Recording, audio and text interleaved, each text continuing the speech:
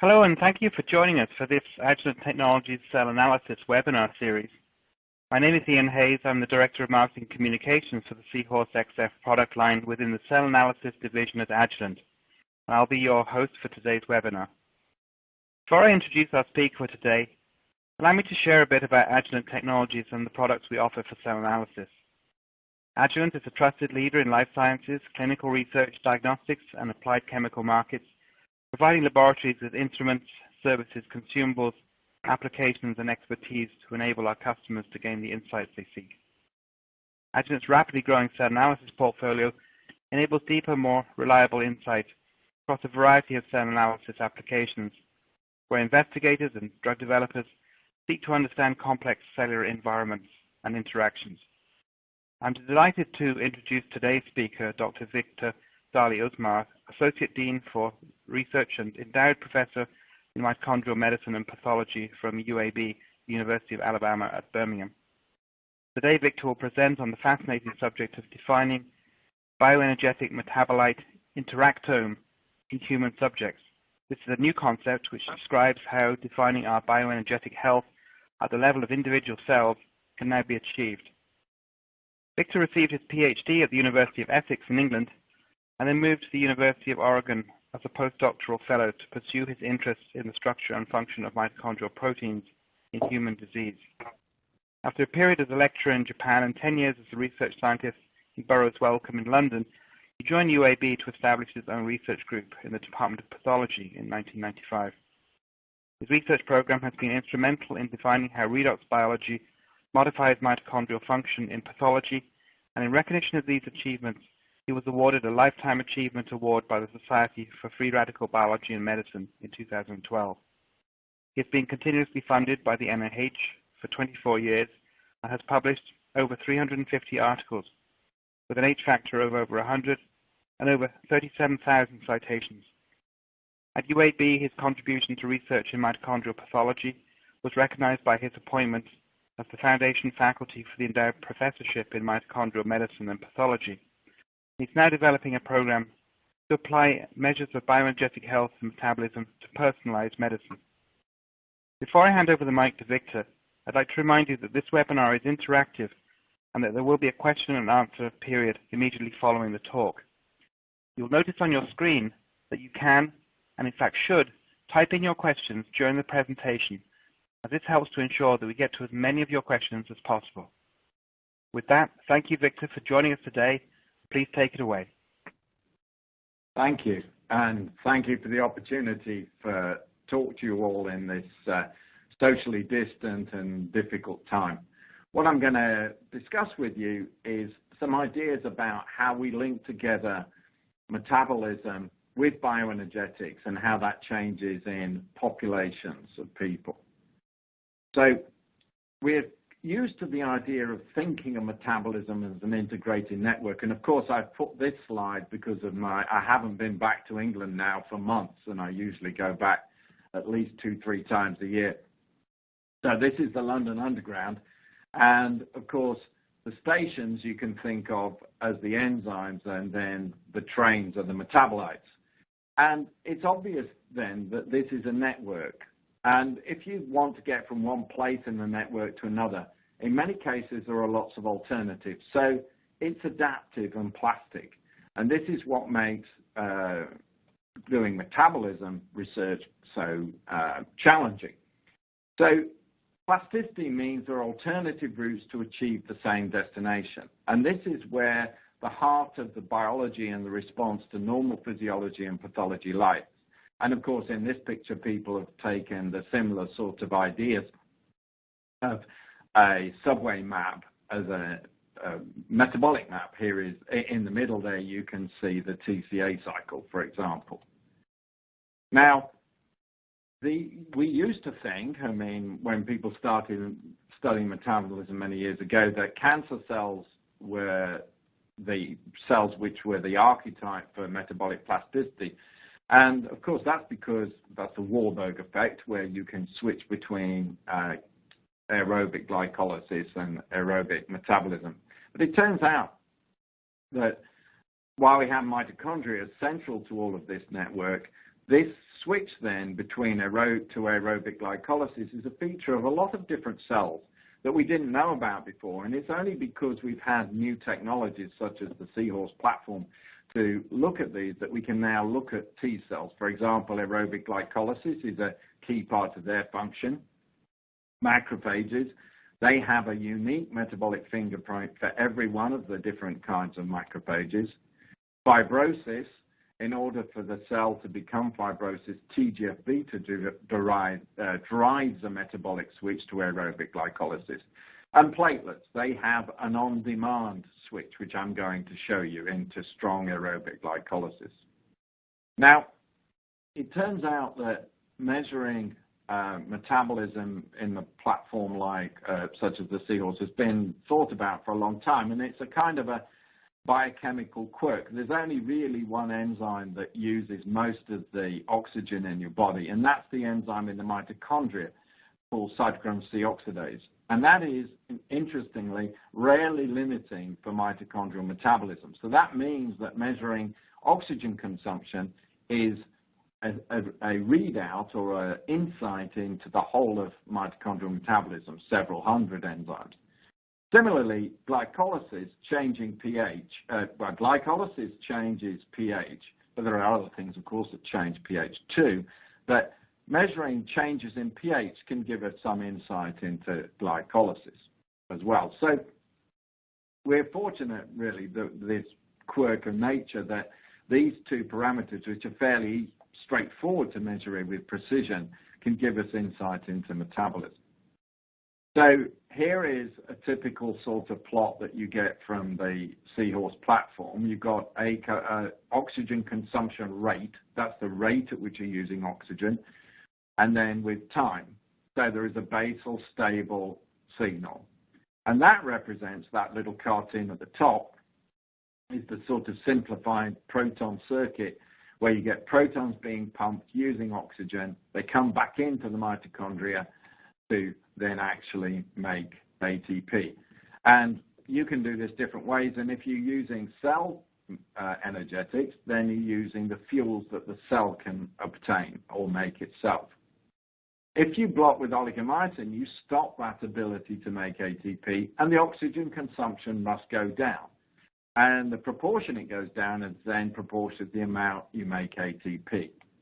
Now, you have a bit left over, which is called, we call it proton leak, but really it's any movement of ions which is not linked through or coupled to ATP synthesis. Now, we can short circuit or override the oligomycin block by an uncoupler like FCCP, and now oligomycin is not doing anything more. So that gives you an idea of the maximal respiration which cell fuels can achieve, and is then gives you some sense of the maximal capacity of the mitochondria.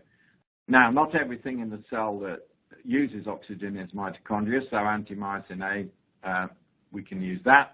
It knocks out the mitochondrial, and what you're left with is what we call non-mitochondrial. Now, probably we should never have called it that because it can be some enzymes which are mitochondrial, in fact, but what we mean is non-cytochrome oxidase. Now, you'll notice that the basal level is substantially lower than the maximal level, and we call that the reserve capacity. And that's a key concept in a lot of metabolic ideas or signaling pathways, is that there is a much greater capacity of a pathway of basal conditions which can be called upon on biological need. And that actually is going to become an important feature of understanding how energetics changes with pathology. And of course, even if the reserve capacity decreases, as long as it's somewhat higher than basal, then it means that physiologically we can function. But how we function then, the way the basal metabolism working, is not going to be the same. So this means, in principle, if you follow this thinking, that the basal metabolism can predict the response to subsequent stresses. So where your basal metabolism sits will determine how you function under stress or under demand. And this idea then is captured in this picture. and where it says the total mitochondrial strategy and then the pathological stress and then this reserve capacity. I'm going to show you this in another picture so you can see it better. So we can get this readout of both glycolysis and oxidative phosphorylation, and at the top is an experiment with the oxygen consumption rate, and then at the bottom the corresponding glycolysis. And you can see it's a very, very stable signal till you add the oligomycin, the FCCP, and the antimycin and 2DG. We add 2DG to inhibit glycolysis. The little cartoon on the right is from one of our papers, the 2012 biological chemistry paper, where we go through all the different, or what we could think of at the time, all the different interpretations of whether these things change and what does it mean. So if you're interested in that, please take a look. Now, this is then actually starts to raise an interesting point. It says the metabolome then at the basal state should reflect the individual bioenergetics. And if that is a population of cells like in cell culture where there's a lot of, they're really quite homogeneous, then that should be true. But interestingly, if you take the metabolism from different people, then that variation should inherently be reflected in variations in the metabolome. And what I'm going to show you has an exploration of that idea leads to the concept of an interactome between metabolism and energetics.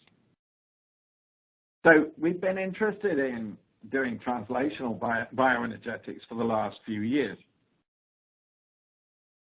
And to do that, we wanted to develop the methods that we had for blood samples of which could be used bioenergetically isolated from blood. And this is useful because it's regarded as being non-invasive. All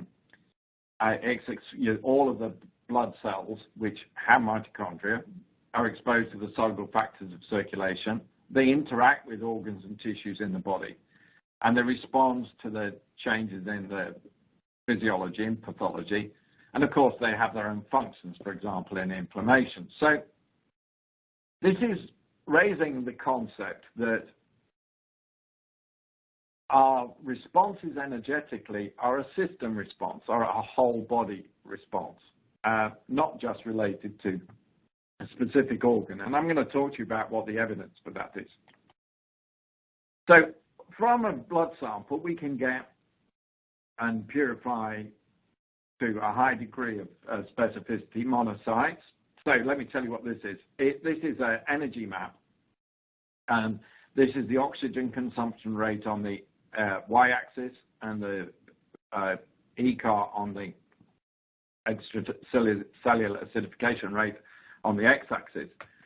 And I'm going to show you where each of the cells from the blood lie. So monocytes are got high glycolysis and high oxidative phos. Neutrophils have mitochondria, but they're not metabolically that active. Lymphocytes have a more aerobic metabolism in their resting state, and then platelets are somewhere in the middle. So this is quite nice. You have, within one blood sample, cells which represent a very diverse range of energetic programs. So PBMCs, which some people use, are a mixed population with different metabolic programs. So if you use them, you can, but then you're going to get a weighted average of whatever the PBMC population is. So there is a caveat with just using PBMCs. So, okay, we can easily isolate the cells, and we have shown in our previous publications that we can readily measure energetics in those. But can blood-derived cells serve as a surrogate for other tissues? So there is a way of thinking that says if you want to understand muscle metabolism, you better make a muscle biopsy. But while there is value in doing that, that is not a practical process for large populations or actually monitoring people over time. So this is data from Shruti Shiva's lab, who's done some pioneering work with using platelets. And she looked at 32 older individuals, 86 to 93, and she compared the permeabilized muscle fibers, the platelets, and the phosphorus NMR. And the paper reference is there. I'm just going to show you a snapshot of the data.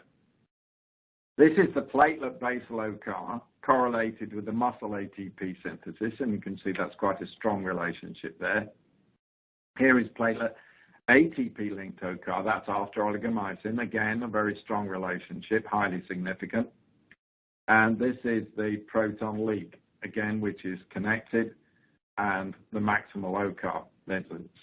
So what you can see from this is that, in fact, in this patient population group, there is a strong relationship between platelet energetics and muscle energetics. And that changes and is different between individuals. And let's have a look at the top right one. If you look at the person, each one of those dots is a different person. If you look at the lowest one, then it's about 50-ish, 40-ish. And if you look at the highest one, it goes up to about 100, 120. So that means there is a threefold difference in the efficiency of mitochondria between people. And these people are all nominally healthy, so they're all functioning fine. So that means there are going to be differences in the metabolism. And I'm going to explore that idea with you. So the platelet is a really quite nice metabolic sensor. It's exposed to the soluble factors of circulation, just like the other cells. You can do energetics and metabolomics on the same sample, and as I've just shown you, it's highly correlated with muscle function in humans. So you can isolate the platelets from platelet-rich plasma very easily. It's a very straightforward method, and we published that, and you can see if you like. Or you can take platelets from a platelet donor bag, and that's the advantage of that, is you're not limited by number. So it's very good to work out different methodologies. And we worked out the metabolomics and the energetics in the donor samples. So here is coming back to this concept of bioenergetic health. And bioenergetic health is on the y-axis here, and unhealthy or the pathology is on the x-axis. And you can see the dot there at the top shows you the starting off at the beginning there. So if we increase ATP demand, then we use up some of that reserve capacity. That's a concept you're all familiar with. Now, in addition to the idea of responding to actual energy demand, there is also a role for mitochondria in lots of other functions. So where you sit on this curve is determined by your genetics. And if, for example, you have a infection, you lose some of that reserve capacity. And although you're not in the red zone, you'll still be able to function. Then we all know, for example, well, unfortunately with COVID, this is a classic example of dramatic effects in some people on their ability for their susceptibility to fatigue and so on. And of course, if you then have a concomitant treatment with a therapy, that can knock you down below the thing, and then you're in crisis. So we really want to understand what is controlling the movement along that curve in reserve capacity and what pushes things into crisis. And of course, our previous many years of doing research is very fixated on the idea of bioenergetic dysfunction. And the basic definition of that is anything I have which is lower than the control, I'm going to call a dysfunction. But in reality, if you look at that reserve capacity curve, you can be at any place on that curve and it's not dysfunction at all. So we have to actually start to think about a different way of defining what bioenergetic dysfunction really means. And of course, different people lie on that curve and in perfectly healthy state, and they're not, one is not necessarily more dysfunctional than the other. So let's have a closer look at platelet metabolism. This is the platelet OCAR on the top left, the ECAR on the bottom left, with the injection of thrombin, which makes the platelets aggregate. And you can see the OCAR, there's a stimulation there. We add antimycin, and it goes down to the basal level. And what that tells you is that this stimulation of OCAR is actually mitochondrial and not cyclooxygenase or something like that. Cyclooxygenase is happening, but the amounts of oxygen consumed are small relative to mitochondria. And thrombin, you can see that is a fantastically big increase in glycolysis there. There are two cell types where we've seen these massive increase. One are neutrophils, which have an NADPH oxidase, which is activated in inflammation. And the other is platelets, where in aggregation, they pull upon both OXPHOS and glycolysis. So that's shown here. You have this massive switch to aerobic glycolysis. And in our papers, we've shown that, in fact, you need both. So that is the profile that we're seeing there. That is the typical profile, and we can routinely achieve that in platelet samples. Now, we have done a limited amount of work with people with known inherited metabolic diseases. And here is a sample with somebody with complex 1 and 2 defects. And you can see that the basal OCAR is decreased, the ATP linked and the maximal, but the reserve capacity is maintained. So this fits the clinical profile of these type of patients who can be functional to a degree, but under stress, fatigue or other problems arise. And we can actually also measure in the same sample the respiratory complexes by permeabilizing the outer membrane, and we can show then that defect to complex 1, 2, and in this case also complex 4. So from a human platelet sample, we can start to see differences and some pathological differences in mitochondrial function. We can now start with the collaboration led by Orion Shirai in UCLA. They have developed the methods to actually do mitochondrial function on frozen samples, and we show the data where we collaborated with them, where you can show it with platelets, so you can measure complex activities in fresh or frozen platelets.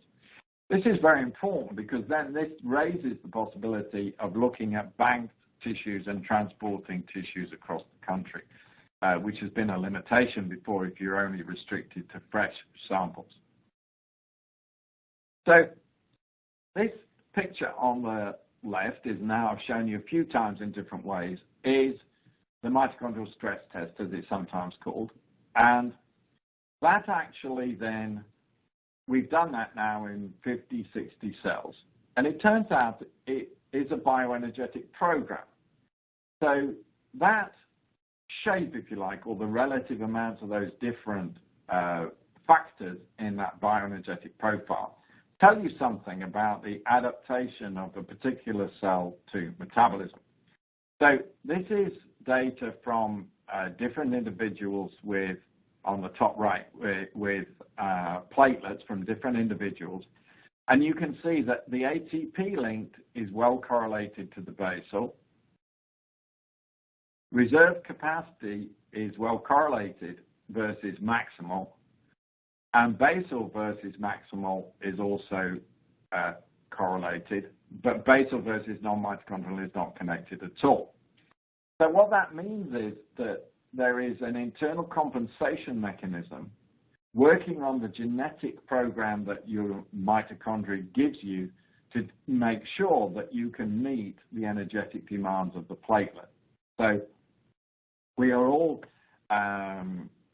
then have this inbuilt system to set up a bioenergetic program which is healthy. So if you look at the top right for a minute, at the bottom where it's about 25 and then at the top where it's about 80 or so, what it means is there is this almost 3- to 4-fold difference in the bioenergetic program from different people, even though that they're serving exactly the same physiological function. And that means that the metabolism in the bottom, the person at the bottom of that curve and the person at the top must be very different in their basal state. So this is with a study with over 90 different individuals, and each dot is a different person, and these are all platelets. So you can look at that and you say this is the basal distribution of the basal ATP linked to maximal, and you could say, well, this is just noise in the system.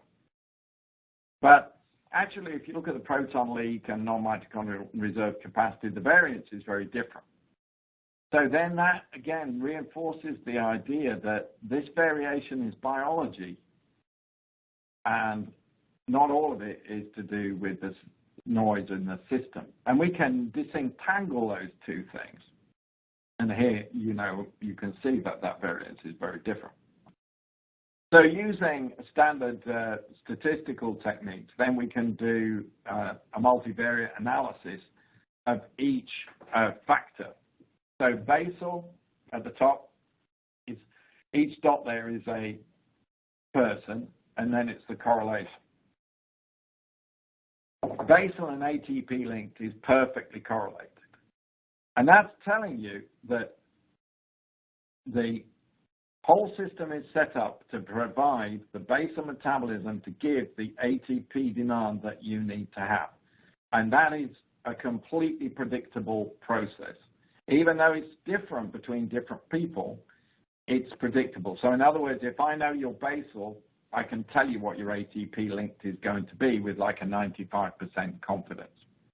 And that shows all of the whole set of the data here. And I've just highlighted the couple. So here is on the top left ATP linked. That is a correlation which, if you were doing a protein assay and your student did that, you'd be very happy. So it's a perfect correlation. And then the proton leak versus basal, much more variable. So that means proton leak is changing independently to a much greater extent than ATP linked is.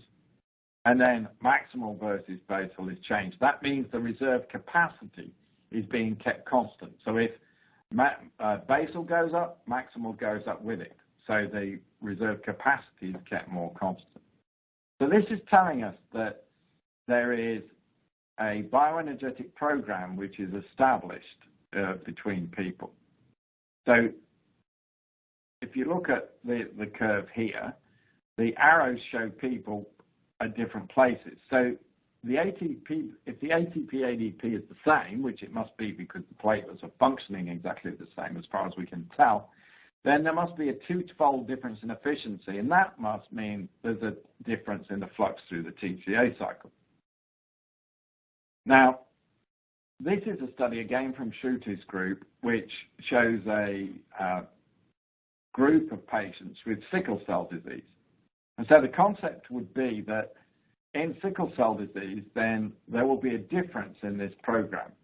And the data she published initially shows that the base, as you would predict from that, the classical way of looking at it is that the basal metabolism is decreased in the sickle cell disease.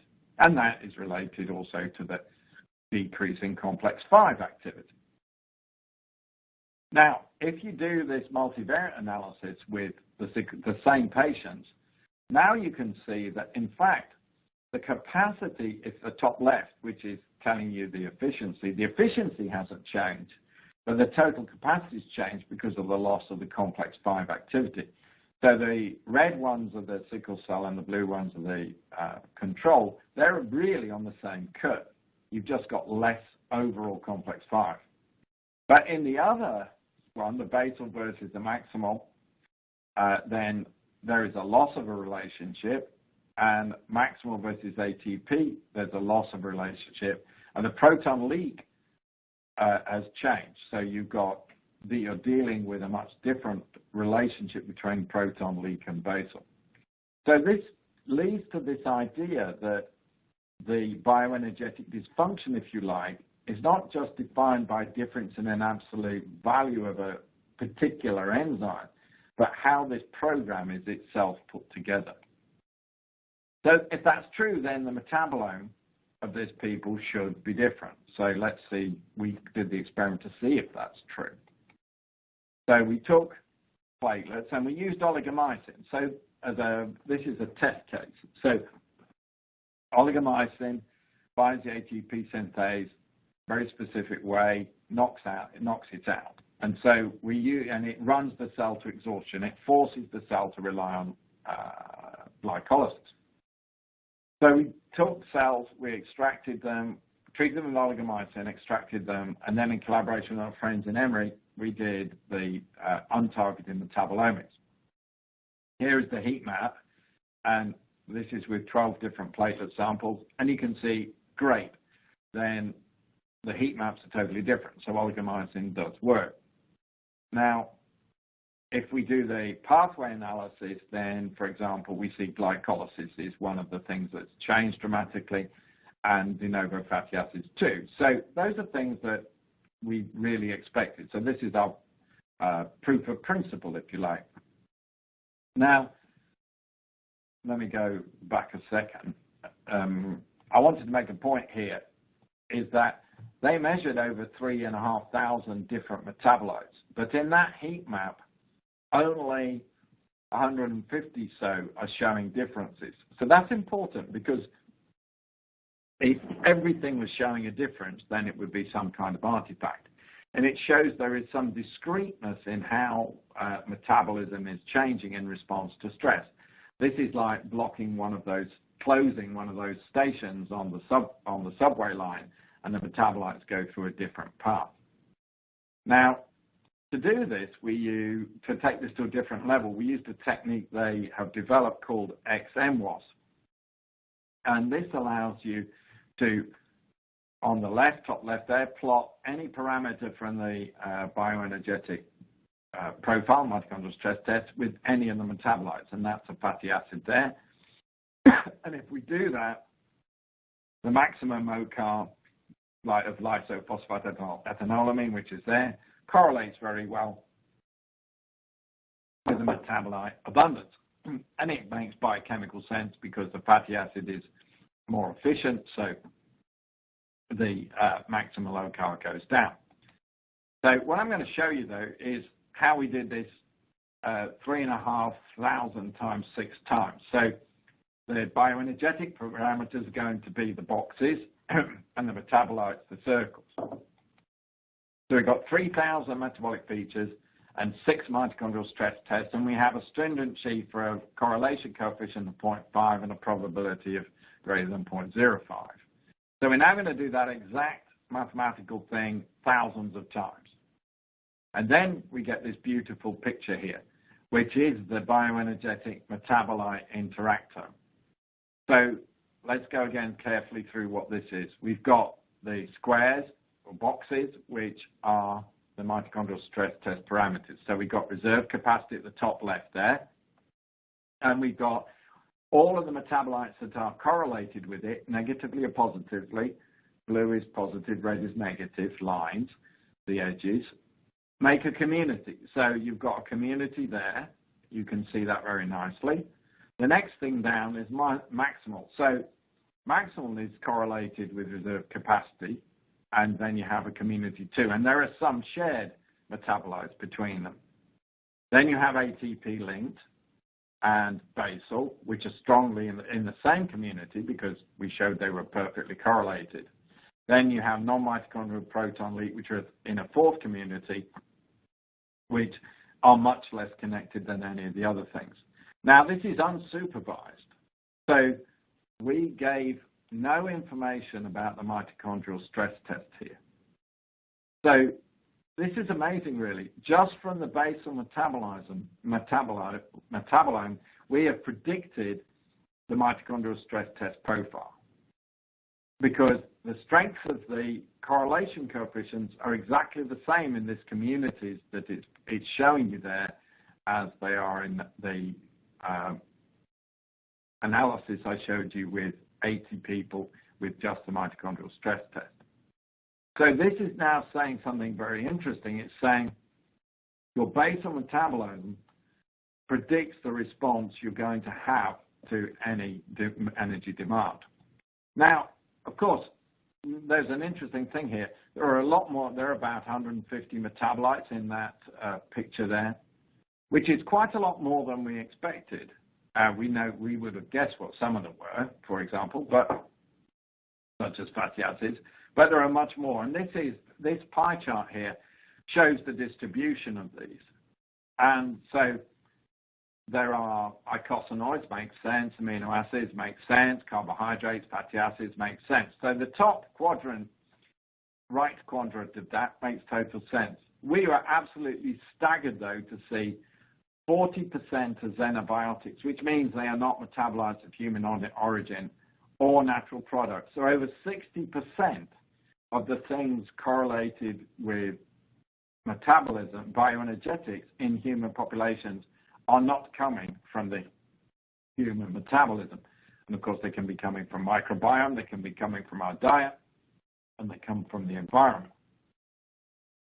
And here's an example, which is a bit upsetting, actually. This is a product which is used in food preservatives and a plasticizer and so on, diluryl thiopropyl.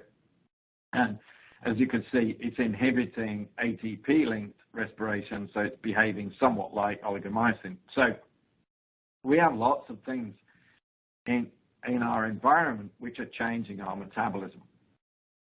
So as a sort of proof of principle about how this prediction is that the Bioenergetic Metabolite Interactome, or the BEMI, will change with toxicity. So we exposed, to test whether this is true, to doxorubicin, which is a well-known cancer chemotherapeutic, and it has it's used pretty widely. And it also is associated with cardiotoxicity. That's a dose-limiting aspect of its therapy. So we treated platelets with it, did the mitochondrial stress test with different amounts of doxorubicin and the metabolomics. And the idea is now that the BEMI will be totally different. So here is the classical way of looking at the data. We have the oxygen consumption rate, basal, ATP maximal. The top one's maximal, you can see. With increasing concentrations of doxorubicin, it decreases aggressively. And of course, if we do the classical way of analysis, the ATP-linked OCAR in the top right is decreased, and so it's behaving as it would in the way we normally analyze an experiment. But now if we look at the different individuals, these are from all different individuals, then how each individual is responding is not the same. So each number there is an individual, and the color is specific for each individual. And you can see that where that bar, the black bar, lies is not the same in the two graphs. That's sort of indicating to us that there are different responses between people. Now, if we do the multivariate analysis, you can see what's happening is both whether you have DOX there or not, the total capacity to make ATP is suppressed, but the line is pretty much, the correlation is pretty much the same. So what mitochondria there are working as best they can, that means, a bit like the sickle cell example. The maximal versus reverse capacity, that program has gone, right? So we've lost that program. And if we do the unsupervised heat map, then you can see that there is a strong difference. And the principal component analysis, the metabolites, when we do the untargeted metabolomics, show that there's quite a big difference. But you notice that although there is no problem separating the vehicle from the DOX treated, the actual variation within the DOX treated is quite high, as it is in the vehicle. That is due to this difference in individuals. So here is the BEMI and the control, where the connection is. And what we're predicting is it will change dramatically with the doxorubicin. And you can see that here. The communities have changed and their relationships changed. ATP-linked and basal are still there, and you saw that correlation was still existing. But now maximal has collapsed into basal, and reserve capacity diminished completely. So this is showing us how we can use this sort of strategy to understand the response to stress. And for example, one idea might be to take a population of people who are going to get treatment with doxorubicin, take their platelets before and after, and then relate that to the incidence of the cardiac complications and ask the question, can the platelet BEMI predict the complications with DOX? There are other ways of showing this. This is a bubble plot, and what it means is the color means that it's significant, and then the size of it means there's more metabolites. So the bigger the bubble is, then the more significant it is. So if the vehicle one, you can see fatty acid oxidation and reserve capacity has a nice strong bubble, and we knew that from our other studies, right? And so that is clear. And when we do the doxorubicin, you can see now we have a different set of bubbles showing how the metabolic profile has changed. So introducing the block at several different stations in the subway analogy, it means that now the trains are traveling through different pathways.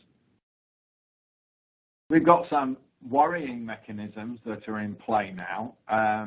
This is saying that if you have some of the toxic agents from the environment in your blood, the response to doxorubicin is not the same. Okay, so this is telling us that doxorubicin then is potentially, the response to a therapeutic is then influenced by the bioenergetics chain being changed by your environmental exposure. And we're picking up things like benzodiazepines and azidospermidine, a plant alkaloid, right? So one of the positive sides of this is that in environmental exposures, when similar individuals have been exposed to nominally the same environment, we can determine the degree of impact on their bioenergetic programs. Here's an example with dihydrocoumarin, an anticoagulant, and rodenticide.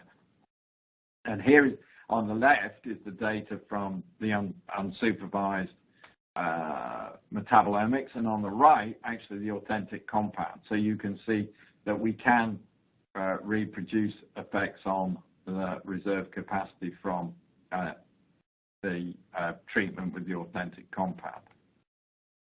So what I've hopefully shown you is that now we are using the techniques where we can start to integrate metabolomics into programs where we're not forced to look at the changes in a fingerprint or diagnostic single metabolite, but how the programs are changing in response to stress, and how this can also help us understand which responses are adaptive and which are maladaptive, leading to problems. So it's early days and there's a lot more work to be done, but hopefully this has given you some ideas about how we can look at metabolism in bioenergetics in an integrated way in human populations, or in fact any other populations. I'll just leave you with this nostalgic reminder. It's about the journey and mind the gap. Those of you who've been to London will get that joke, others will not. So, and finally, I just want to acknowledge all the people who've contributed to this huge amount of work, especially the group in Emory led by Dean Jones and young me, and Ryan and Karen who did that. Working with Shruti and Valerie on metabolism has been, on platelets and metabolism has been great. And the numerous people in the group, particularly Balu, Gloria, and Michelle, who developed these different techniques that we're currently using. Thank you for your attention, and I'm happy to answer any questions as best I can. Well, thank you very much, Victor. I have to say, on a personal level, that was one of the most insightful and fascinating presentations I've seen in a long while. I really thoroughly enjoyed that. For everybody in the audience, we'll now start the question and answer portion of the webinar. If you have a question you'd like to ask, please submit it now. We'll be able to get to certainly a good few questions before the end of the hour. However, if we don't mention your question, we'll be forwarding all of them on to Victor and the Agilent team to follow up with you. Additionally, I just want to point out, if you'd like to learn anything more about the solutions we offer for cell analysis, you'll see on your screen that there are some links on the bottom left section of your screen that you can follow. under the resource list. One thing in particular I wanted to just draw your attention to is that we have launched a brand new an interactive drug discovery, target identification, and target validation ebook. It's a very nice resource. It covers a number of different disease areas, and I would certainly commend it to you for a look. So let's get started. So Victor, I've got just one quite broad question of my own, and then I'll start with some of the questions from the audience. Just your own sense of the scope and potential for this new technique, this new representation, the combination of the bioenergetics and the metabolome from a therapeutic perspective, from the clinical implications and scope of this for personalized medicine. I'd just be interested if you could just share some of your thoughts as to how broad you see the application of this. Well, a lot of us in the community are doing these experiments where we're taking samples and measuring metabolomics or energetics from as many as 30 or 40 people. What I'm proposing here is that those studies, and we've got all the technologies there, as I've shown you, to do this, we can approach the analysis of this to understand these relationships in a different way. And then that throws up new insights into what's going wrong, why are some people more susceptible than others, what therapies might work or not work. So, for example, we have an enormous number of very safe pharmaceuticals and drugs which work through energetics. The one that's of course, everybody knows about is metformin, for example. But how do we know if somebody's going to respond to metformin or not? It's not without its side effects. And this is an approach to that. Another issue is that a lot of drugs have so-called off-target effects on mitochondrial function.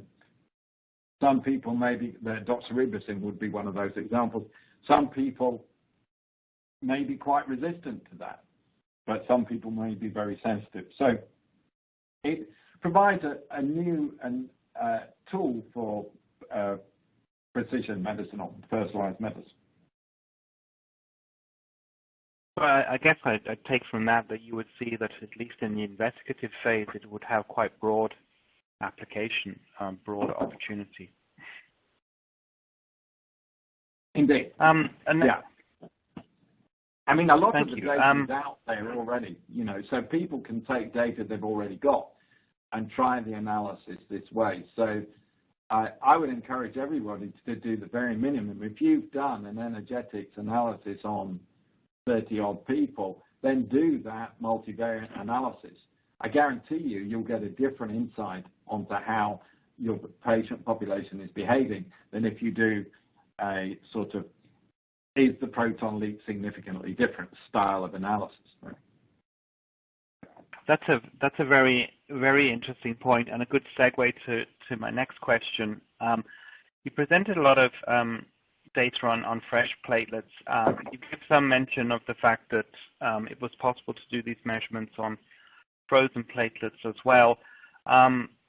What is the scope of that in terms of people being able to do retrospective studies on stored samples and things? What sort of correlation do you get between fresh and frozen, and how far can you push that with this type of analysis? Yeah, there are a few quite nice smallish studies looking at the impact of freezing on the intact cells and how they recover, and we've done a little bit ourselves. You can resurrect or resuscitate, if you like, the cells which have been previously frozen. It does change the energetics, but in a subtle way. So it is possible. I think the thing you can do on the frozen sample without too much problem is measure the activity of electron transport complexes. But you're not going to be able to really use that then to correlate that effectively with the energetics because of the whole cell. The energetics of the whole cell is integrating hundreds of pathways, and that's why probably it's connected to hundreds of metabolites.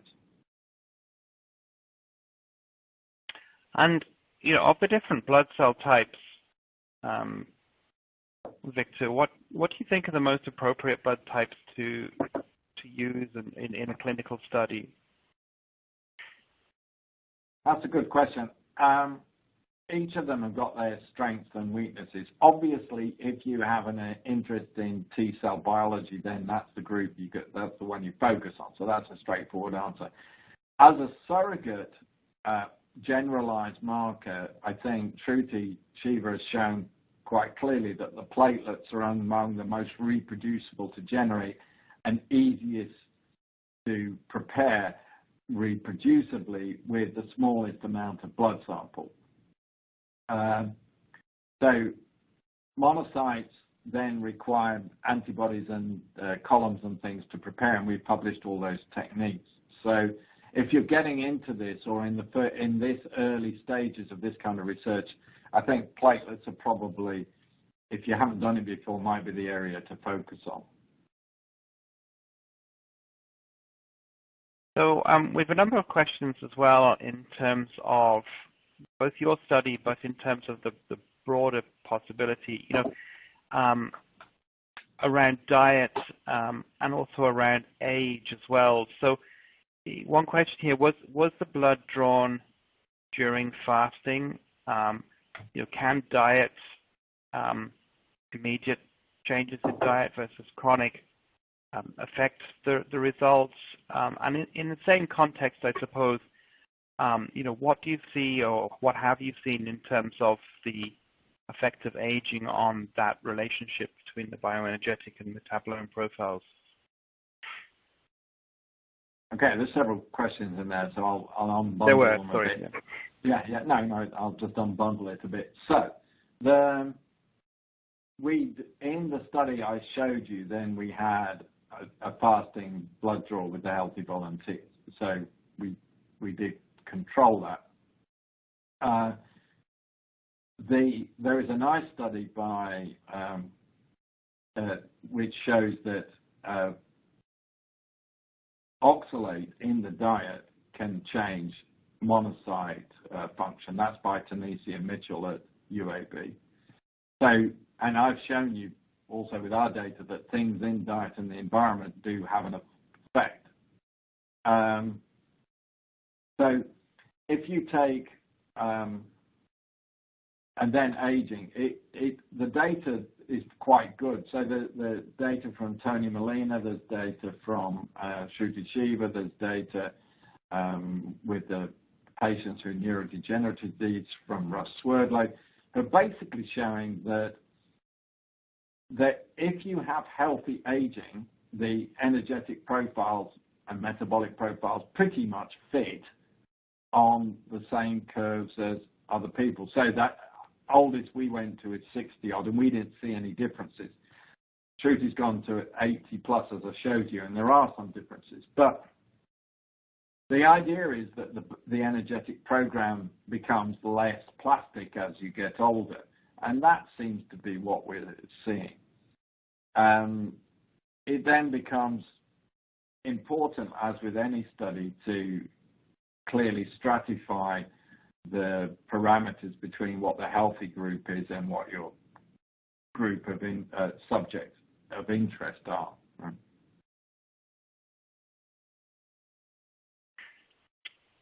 Thank you, Victor.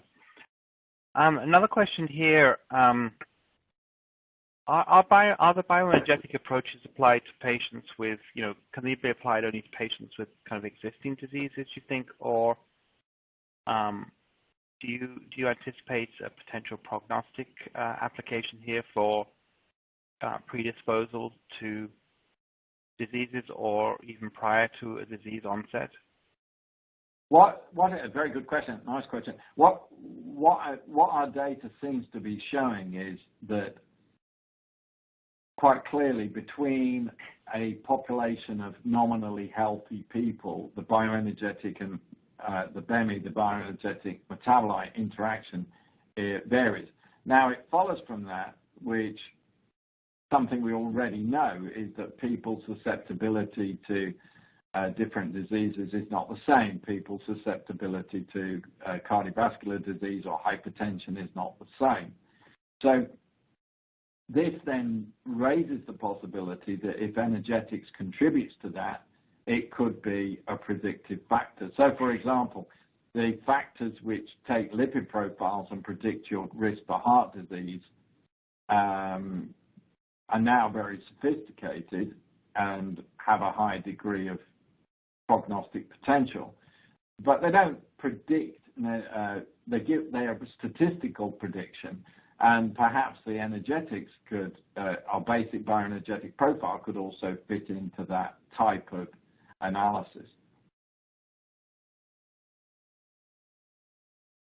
So, Victor, we're coming close to the hour, so I'm going to pose a last question before I thank you and conclude the presentation. Got a couple of questions really relating to, I suppose, quantification and statistics and the power of these types of experiments. So I'll kind of bundle these together, and you can answer them as best you see fit. Are these metabolites that you study, are they quantitatively comparable among samples? And also, I was kind of interested to know, to get meaningful data from these studies from a statistical point of view, how many subjects, would you need to study? Would you need it in a human study to have meaningful data? Well, if you're doing the energetics on its own, you need, our experience is you need somewhere between 30 or 40 subjects to compare.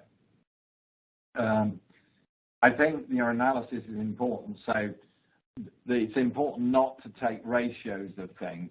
So, for example, if you normalize everything to basal or something, you're throwing all of that information away, and you're suppressing some of the biology. The precision with which you count the cells, load the plates and things, all those things matter. They're all technical matters that you have to actually address when you set up the experiments. When you add the metabolomic data to it, the N numbers go down quite a lot because you're adding several dimensions to the data set, the richness of the data set, and so the statistical power increases. So, like with all of these studies, it's important to culture a friendly statistician who can get engaged in the work you're doing. Their contribution is invaluable. Thank you. I think those are kind of a wise advice and a nice way to conclude the presentation. I personally can think of so many different ideas and applications and things for that technique. I look forward to catching up with you afterwards, Victor. Thank you again for your presentation. And thank you also to our really excellent audience and fantastic questions posed. Until next time, thank you, everybody, and goodbye for now.